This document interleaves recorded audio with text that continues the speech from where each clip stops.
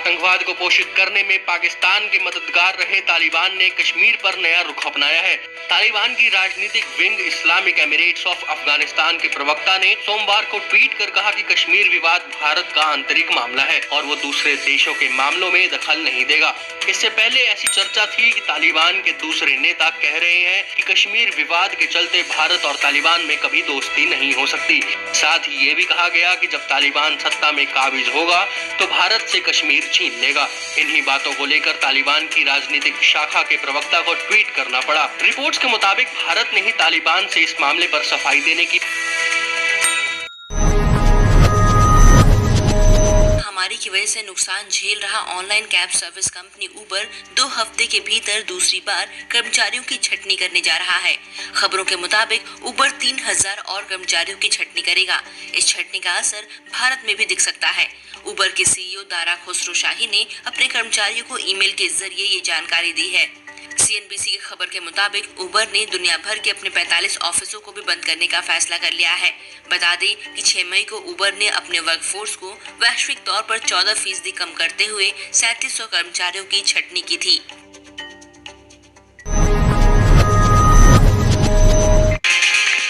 Global market में मिली कामयाबी के बाद मोटोरोला एज प्लस भारत में भी लॉन्च हो गया है। 108 मेगापिक्सल प्राइमरी कैमरा वाले स्मार्टफोन की कीमत 74,999 रुपए रखी गई है। इसमें दमदार क्वालकॉम स्नैपड्रैगन 865 प्रोसेसर है। फोन की लुक की बात करें तो इसमें होल पंच डिस्प्ले है और कर्व्ड डिजाइन दिया गया है। Motorola edge plus single SIM phone है जो एंड्रॉइड 10 पर चलता है। कंपनी ने इसमें 5000 mAh की दमदार बैटरी भी दी है जो वायरलेस चार्जिंग को सपोर्ट करती है। फोन की बिक्री फ्लिपकार्ट और बाकी ऑफलाइन रिटेल स्टोर्स पर 26 मई से शुरू होगी।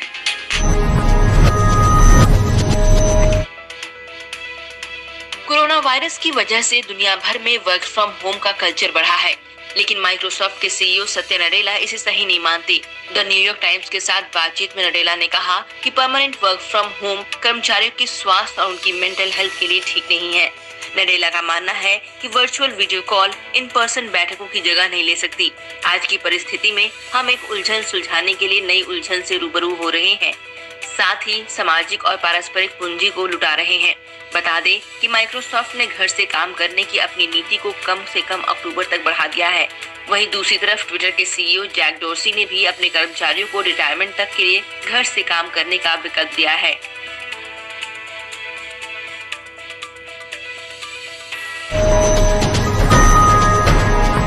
विभाग के मुताबिक सुपर साइक्लोनिक चक्रवात अम्फान बुधवार यानी 20 मई को जमीन से टकराएगा। विभाग के अनुमान के मुताबिक तूफान का लैंडफॉल बांग्लादेश के हटिया और भारत के पश्चिम बंगाल का दीघा इलाका हो सकता है। मौसम विभाग की माने तो इस दौरान 165 किलोमीटर प्रति घंटा की रफ्तार से हवाएं चलेंगी, जो बढ़कर 185 किलोमीटर प्रति घंटा तक पहुंच सकती है। इस तूफान के कारण बड़े पैमाने पर नुकसान का आसार है, लिहाजा सरकार और राहत बचाव दल पूरी तैयारी के साथ स्थिति को संभालने में जुटे हैं।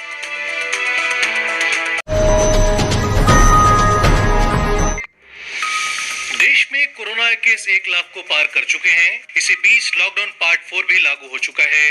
इसको देखते हुए हेल्थ मिनिस्ट्री ने दफ्तरों में काम करने को लेकर गाइडलाइंस जारी की है। ये इसलिए अहम हो जाता है कि कई राज्यों ने 100% उपस्थिति के साथ दफ्तर खोलने की अनुमति दी है। आइए जानते हैं क्या है गाइडलाइन। दफ्तर में कर्मचारियों के बीच 1 मीटर की दूरी जरूरी। मुंह को मास्क या कपड़े से ढकें।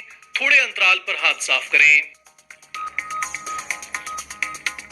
बीमार होने पर इसकी सूचना लोकल प्रशासन को देना अनिवार्य है। किसी कर्मचारी को कोरोना होता है तो दफ्तर को सील करना जरूरी नहीं। 48 घंटे में जहां संक्रमित कर्मचारी गया है उसे डिसइंफेक्ट करें। कई केस आने पर ही पूरे दफ्तर को 48 घंटे के लिए सील किया जाएगा। ऑफिस को डिसइंफेक्ट कर सुरक्षित घोषित करने तक वर्क फ्रॉम होम हो।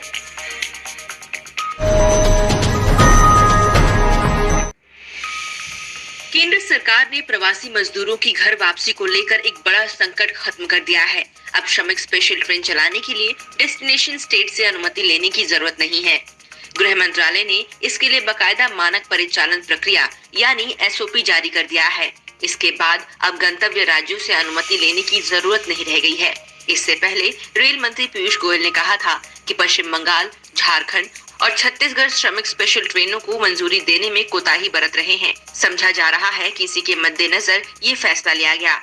रेलवे के मुताबिक 1 मई से लेकर अब तक 1414 श्रमिक स्पेशल ट्रेनें चलाई गई हैं। इससे लगभग 18,50,000 प्रवासियों को उनके घर पहुंचाया है। देश में सबसे ज्यादा यूपी में 258 नई ट्रेनों को स्वीकृति दी है, जिससे यूपी आने वाली ट्रेनों की संख्या 914 हो गई है।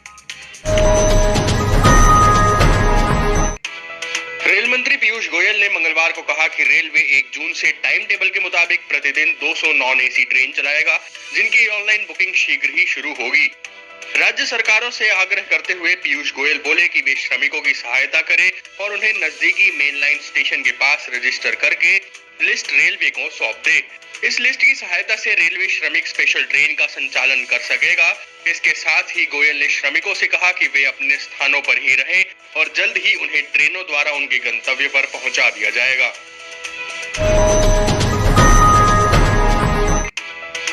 रूस के प्रधानमंत्री मिखाइल मिशुस्तीन ने कोरोना को मात देकर फिर एक बार अपना दफ्तर संभाल लिया है। वो 30 अप्रैल को कोरोना से संक्रमित पाए गए थे, लेकिन अब वो पूरी तरह से स्वस्थ हैं। मंगलवार को उन्होंने एक वीडियो कॉन्फ्रेंसिंग के जरिए राष्ट्रपति पुतिन के साथ एक बैठक में हिस्सा लिया। रूसी सरकार के कई वरिष्ठ नेता और अधिकारी कोरोना की चपेट में हैं और देश में कोरोना संक्रमित मरीजों की संख्या 3 लाख के करीब पहुंच गई है। भारत समेत पूरी दुनिया में तेजी से बढ़ रहे कोरोना वायरस के मामले चिंता का सबब बने हुए हैं। देश में कोरोना वायरस से संक्रमित लोगों की संख्या 1 लाख के पार पहुंच गई। स्वास्थ्य मंत्रालय के ताजा आंकड़ों के मुताबिक मंगलवार सुबह 8 बजे तक देश में कोरोना पॉजिटिव मामलों की कुल संख्या 1,01,139 हो गई है।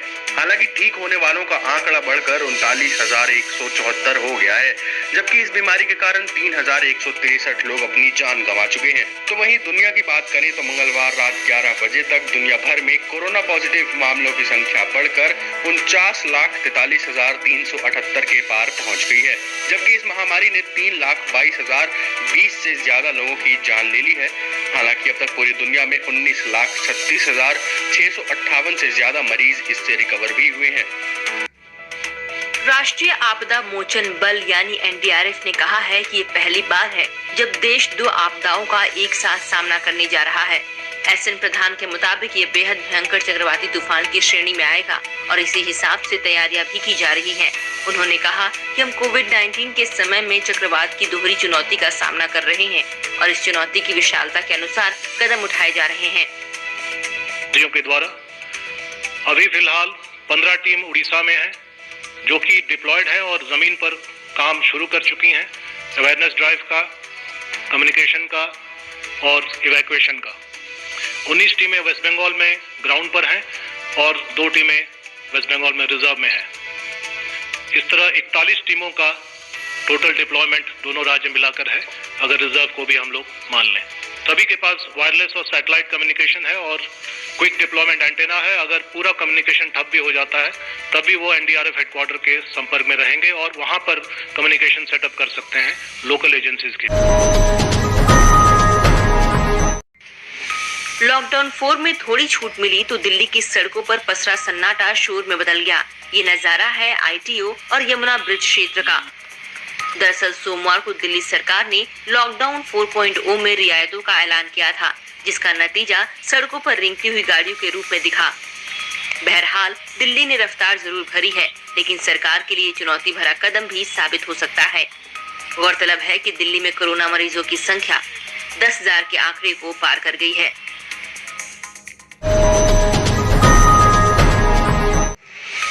मुंबई के बांद्रा रेलवे स्टेशन के बाहर मंगलवार को एक बार फिर बड़ी संख्या में प्रवासी मजदूरों की भीड़ लग गई।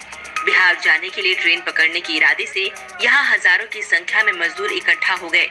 इस दौरान सोशल डिस्टेंसिंग कहीं दूर दूर तक नजर नहीं आई। दरअसल यहां से श्रमिक स्पेशल ट्रेन को रवाना होना था, लेकिन इसमें उन्हीं लोगों को जाने दिया गया जिन्होंने रजिस्ट्रेशन कराया था। हालांकि स्टेशन के सामने हजारों की भीड़ पहुंच गई। इससे पहले पिछले महीने भी मुंबई के बांद्रा स्टेशन के बाहर हजारों लोग इकट्ठा हो गए और घर भेजने की मांग करने लगे थे।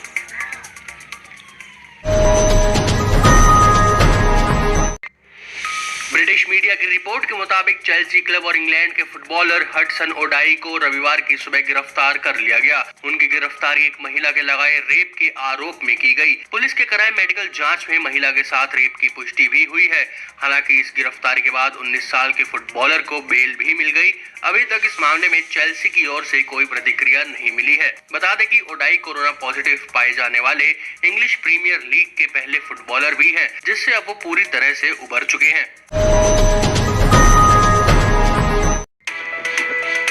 प्लेयर्स को ग्रुप ट्रेनिंग की इजाजत मिलते ही Spanish football league La Liga ने कोरोना के बाद अपने शुरुआत की ओर एक और कदम बढ़ा दिए हैं। सोमवार को खिलाड़ियों ने मिड मार्च में फुटबॉल पर लगे लगाम के बाद पहली बार ग्रुप में अभ्यास किया।